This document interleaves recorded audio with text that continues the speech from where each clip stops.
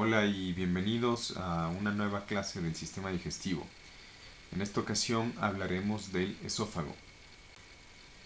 El esófago es un tubo muscular que tiene 25 centímetros de largo, 2 centímetros de diámetro. Es un conducto que comunica la faringe con el estómago, que se inicia a nivel de C6 y termina a nivel de D11. Se inicia obviamente detrás del cricoides. Aquí podemos ver las divisiones del esófago, que se divide en esófago cervical, torácico y abdominal. En verde están los límites y en rojo se encuentran las divisiones. Tiene estrechamientos. En algunos libros podemos encontrar 3 estrechamientos, como cervical, torácico y diafragmático. Pero sin embargo, hay veces que podemos diferenciar más estrechamientos, como el constrictor inferior de la faringe, que es el más estrecho, el arco aórtico, la impresión bronquial y la estrechez diafragmática. Si damos de tomar a una persona un trago de bario, podemos ver las estrecheces que se forman en el tórax y la que se forma al entrar del esófago en el diafragma, como podemos ver aquí. Este es el estrechamiento torácico. Esta es una radiografía oblicua en la que se puede observar el estrechamiento torácico broncoaórtico, pues en general las radiografías que son AP evidencian el estrechamiento aórtico y en las laterales el estrechamiento bronquial. Y este es el estrechamiento diafragmático, en el que se puede evidenciar que el esófago ya ingresa al abdomen. El esófago cervical tiene límites, obviamente es la quinta parte de la longitud total, sigue la curvatura del cuello, inicia posterior al cricoides a nivel de C6 y se encuentra detrás de la tráquea y delante de las vértebras cervicales. Les dejo esta imagen ya que hemos tenido las clases anteriores. Vamos a ir resolviéndolas poco a poco o vamos a ir resolviéndolas al final. Les reto a que sepan cuáles son todas las estructuras que están viendo ahí. Si las pusieron o si las saben, por favor, comente para saber cuántas de esas sí pudieron resolverlas. Si hacemos una endoscopía o si queremos ver el inicio del esófago desde la faringe, veríamos lo que estamos viendo aquí. Los dos que están señalados en círculos rojos son los senos piriformes. En el seno piriforme derecho se ha desarrollado un tumor, en el seno piriforme izquierdo no. Esta es una visión endoscópica por donde iría o tendría que entrar el endoscopio para acceder al esófago. También vemos el pliegue aritano-epiglótico, la pared faringea posterior, la cuerda vocal verdadera y la epiglotis. El esfínter esofágico superior está formado por el músculo cricofaringio, que está justamente debajo del constrictor inferior de la faringe. Debajo de ellos existen otros músculos, entre los cuales se forma el área de Killian-Jamison y el área de Leimer-Hackermann. Entre estos es muy común encontrar divertículos, como el divertículo de Zenker, el de Killian-Jamison y el de Lyman, que tienen que ser tratados por las complicaciones que pueden presentarse. Es decir, en esa zona puede existir una debilidad entre los músculos pequeños que hemos visto y se podrían formar divertículos. Aquí vemos una imagen ex vivo en el que se puede evidenciar algunas estructuras: el esófago, la tráquea, la tiroides, la columna vertebral y el músculo largo del cuello. Esta es una imagen en la que se ve una fístula del esófago. Entonces nos sirve para evidenciar los límites. Delante la tráquea y los laringeos recurrentes, atrás el largo del cuello y la columna vertebral. Y lateral, como vamos a ver pronto, los lóbulos tiroides, las carótidas primitivas, la tráquea en el lado derecho. Miren, esta es una segmentación axial en la que se puede evidenciar las siguientes estructuras: el esófago, la tráquea, la fascia bucofaríngea, la fascia pretraqueal visceral, el laringio recurrente y la vaina carotidia, que contiene la carótida común, la vena yugular interna y el nervio vago. En cuanto a la irrigación, podemos decir que está irrigada por la arteria tiroidea inferior, como podemos ver acá, y las venas obviamente también a través de la tiroidea inferior. El esófago cervical se estudia de forma diferente que el resto del esófago torácico y abdominal, pues su irrigación e inervación son diferentes.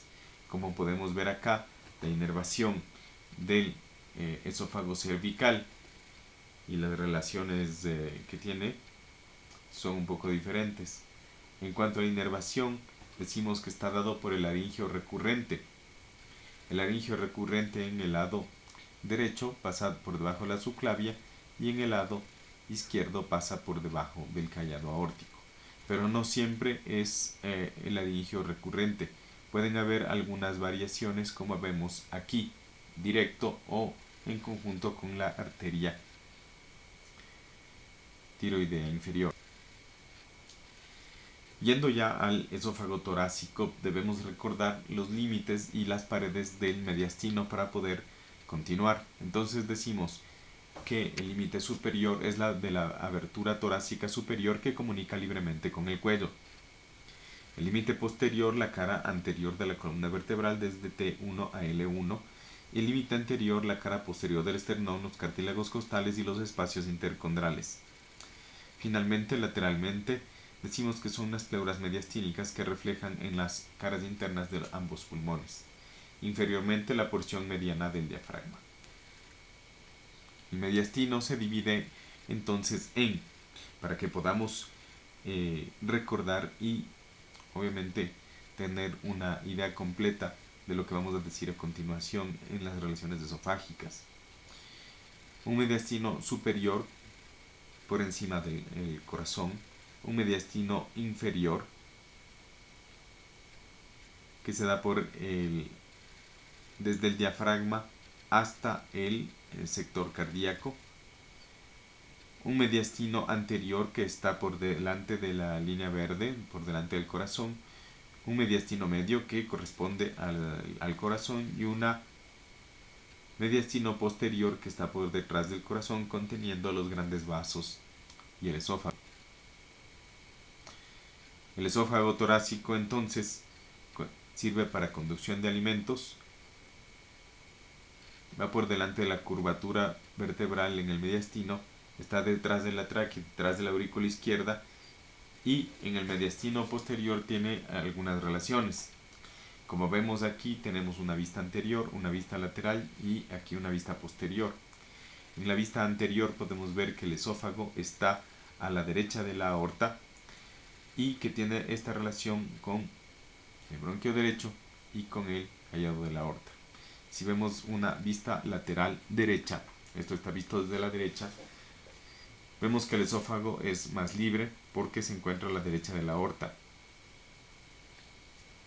Y la relación que puede tener con la tráquea, eso en el esófago torácico.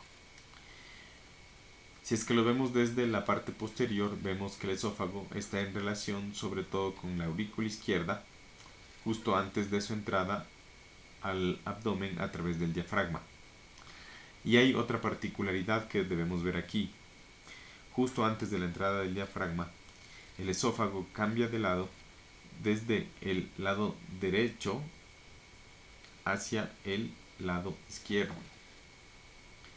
si es que lo vemos desde una perspectiva posterior. Si es que lo vemos desde la parte anterior, desde el lado izquierdo hacia el lado derecho de la aorta.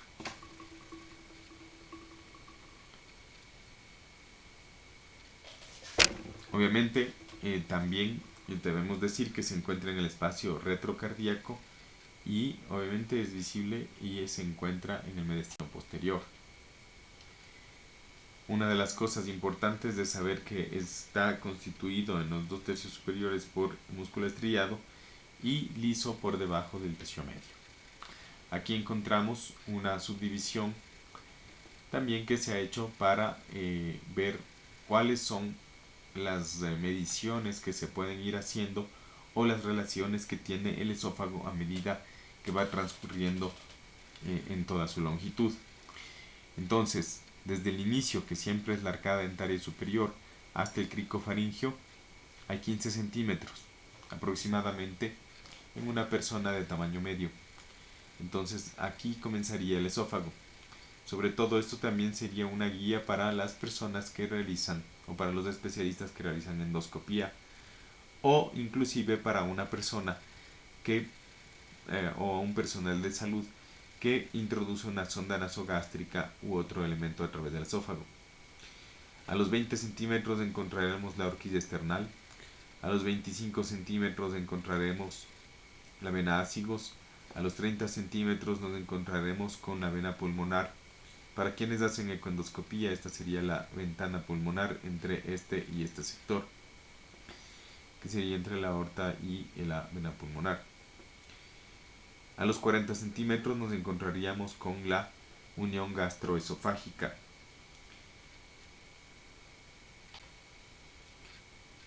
Para ubicarnos ya dentro de la cavidad torácica, retirando los pulmones y el corazón, esto es lo que se vería si es que lo vemos desde la vista anterior, inclusive ya con los plexos.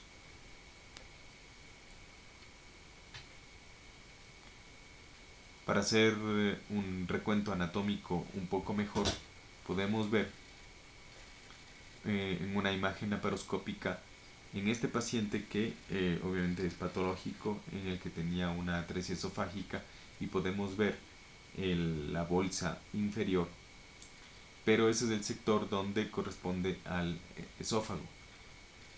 Como podemos ver, ahí están las estructuras aorta, ácigos, en las que habíamos visto anteriormente, dibujadas y obviamente sin las pleuras. Aquí podemos ver un quiste de duplicación esofágico en el sector que corresponde justamente al anterior. Podemos ver ahí algunas ramas de las intercostales entrando a las venas ácigos. La irrigación del esófago torácico arterial a través de las bronquiales, ramas de la aorta, frénica, coronaria, estomáquica y venas de los plexos. Importante es la comunicación del sistema portal. En cuanto al esófago abdominal, podemos decir que atraviesa el diafragma y se une al estómago a través de la unión gastroesofágica o esfínter esofágico inferior. Hay que tomar en cuenta aquí que es un indicativo la línea Z, que es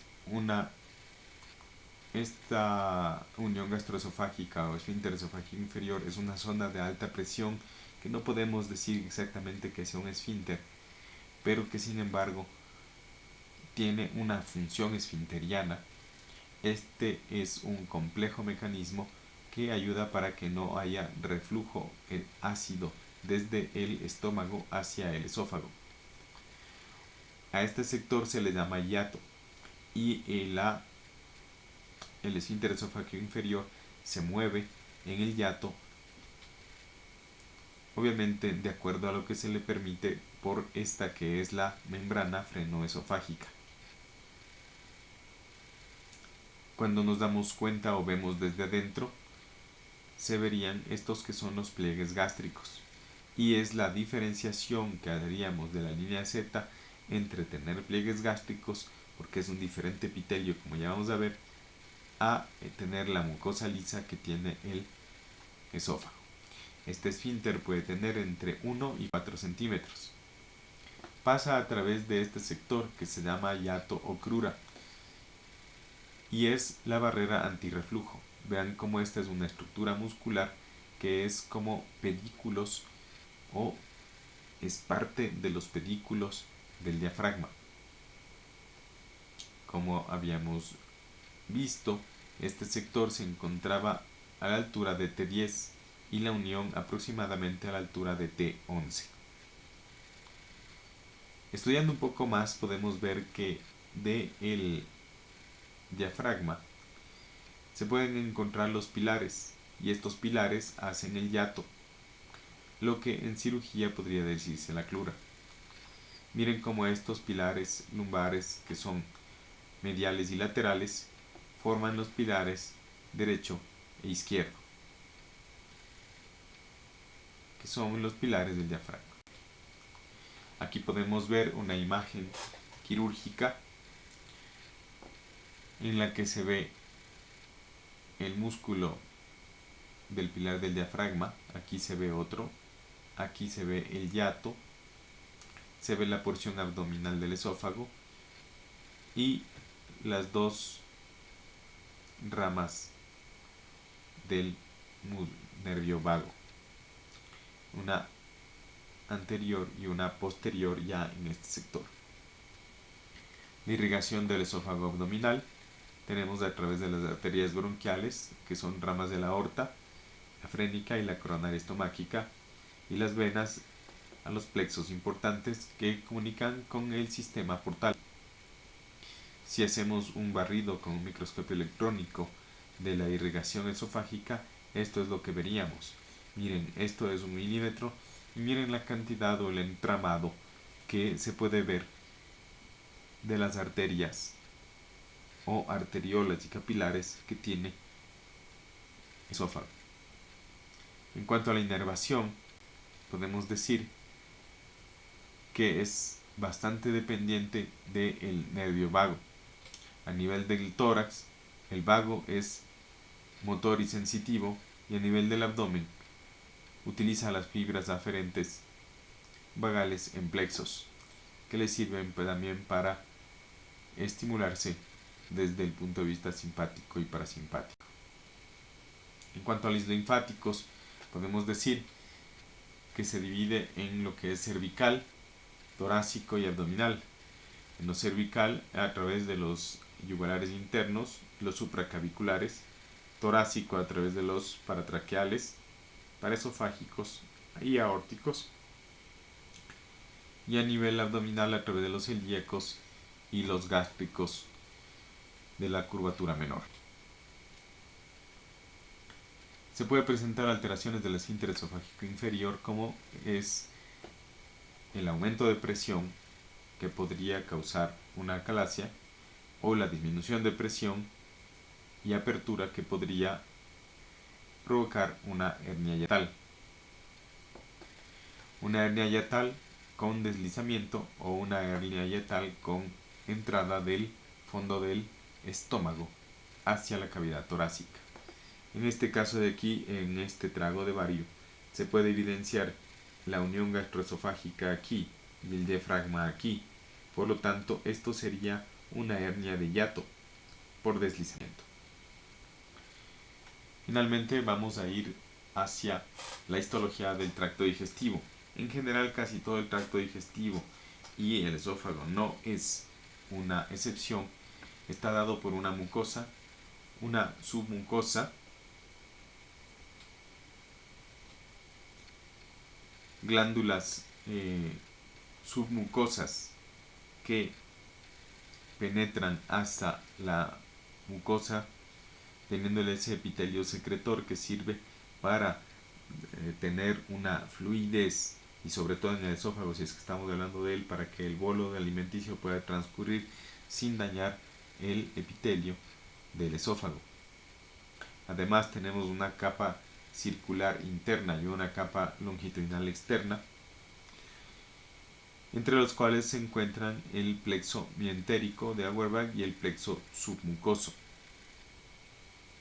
los cuales ya vamos a ir analizando. Uno de los plexos, este mesenterico, va a estar más relacionado con el movimiento y el plexo de Meissner estará más involucrado con las secreciones, aunque los dos interactúan siempre. Encontramos también una capa serosa en la mayoría del intestino y del tracto digestivo, pero no es una particularidad que se encuentre en el esófago, pues el esófago tiene una adventicia. Las capas del esófago, entonces, ya propiamente dicho, este es un corte esofágico en el que se puede ver que tiene una luz que es bastante expandible o retraíble. Miren cómo tiene esa submucosa que es bastante laxa. Tiene obviamente una lámina propia, una muscular de la mucosa, una submucosa que ya habíamos visto que es bastante distensible, unas capas musculares circular y longitudinal, alguna cantidad de glándulas que nos habíamos olvidado que son submucosas,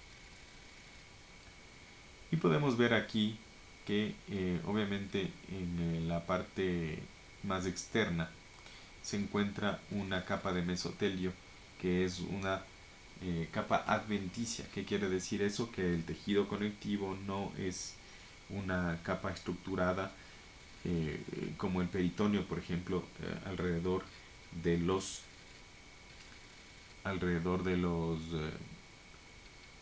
del intestino, sino que se difumina o se pierde entre los tejidos conectivos del resto del mediastino. Entonces por eso es una adventicia. Podemos tener también la indicación de glándulas submucosas que existen en este sector, que son para la lubricación y la deglución, y glándulas cardiales que están más relacionadas a la mucosidad viscosa para protección de cardias. En la unión gastroesofágica, miren cómo este es el epitelio que se encuentra en el estómago y este es el epitelio escamoso del esófago. Ahí hay una transición a epitelio gástrico. Esta es una visualización de los pliegues que habíamos conversado antes, con una transición que debe ser no mayor a 2 centímetros en este sector entre el inicio de los pliegues y la transición hacia el epitelio gástrico. Si es que eso cambia, le vamos a llamar una metaplasia o tejido metaplásico del tercio distal del esófago y podría causar un esófago de Barrett, que es una lesión precancerosa. Finalmente, si no se corrige, tendremos esta lesión que puede ser un cáncer de esófago. Y para los que llegaron hasta el final del video, pues ahora pueden revisar si es que sus respuestas estuvieron correctas en relación a la imagen que habíamos visto anteriormente. Compruébenlas. Para quienes pudieron realizar más del 80%, felicitaciones. Para el resto, pues vamos a tener que seguir viendo videos de las clases anteriores acerca de boca, faringe, para que puedan contestarlo de forma rápida. Les agradezco por haber llegado hasta el final del video. Si es que ustedes desean, por favor me dejan un comentario de cómo les ha impactado y si es que les ha gustado esta clase.